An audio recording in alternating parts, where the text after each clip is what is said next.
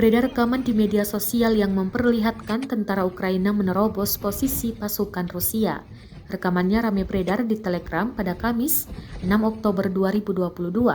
Dalam keterangan unggahan disebutkan, pasukan Ukraina menerobos posisi musuh menggunakan Humvee yang dipasok Amerika Serikat.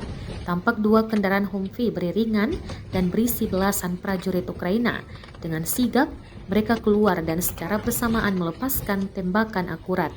Selain sistem roket HIMARS, paket bantuan terbaru Amerika Serikat juga akan mencakup pendanaan untuk amunisi HIMARS, 150 kendaraan lapis baja Humvee, 150 kendaraan taktis untuk senjata penarik, 40 truk, 80 trailer, dan pelindung tubuh.